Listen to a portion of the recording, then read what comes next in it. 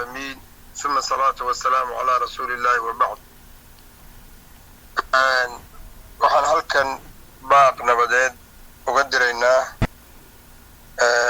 labada beelood ee walaalaha ah ee ehelka ah ee colaadu ku dhex martay deegaanada gobolka Cayn, deegaanada Gocondhaale iyo Hurufadhi oo ka tirsan gobolka Cayn aagga Buuhoodle.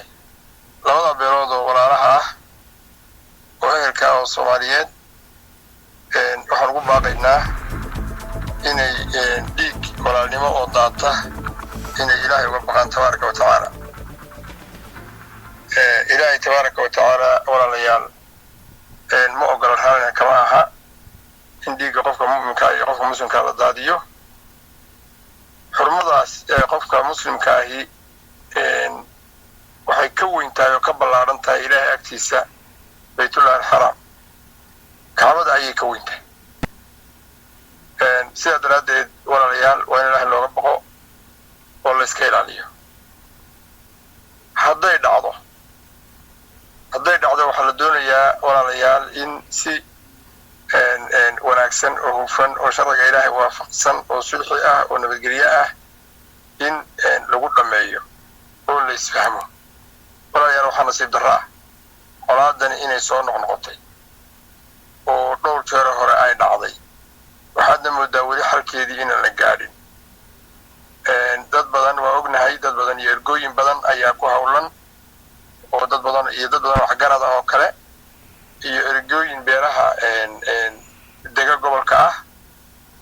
waxaan ognahay in ergooyin ka soo baxay degmada Woodwood ay gaadheen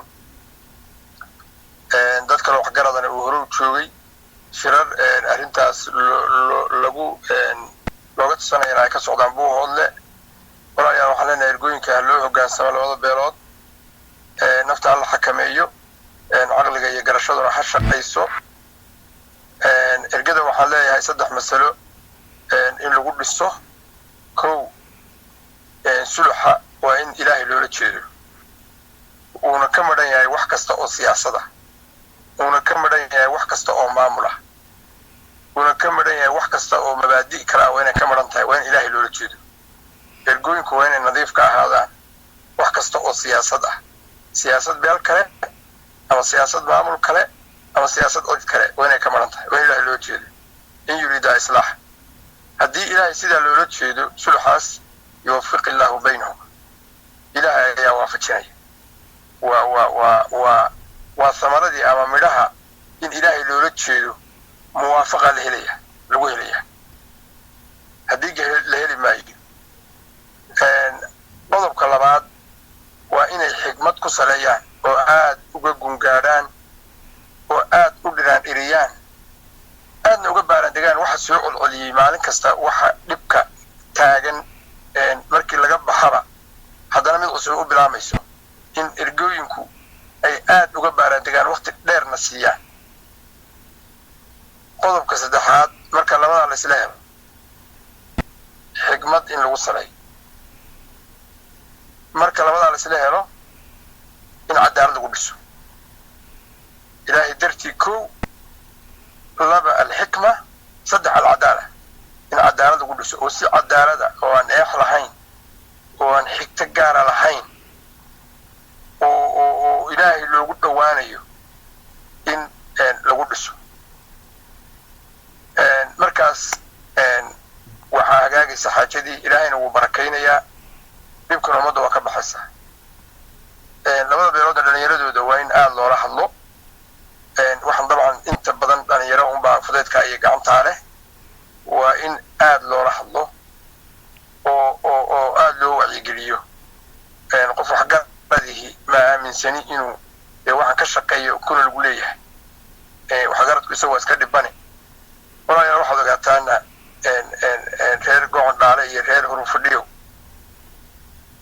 in ama labada beelood halkaa diribta ku dhex martayo intaasoo jeer waqti badan baa walaalayaal ku baxay xaajadaas.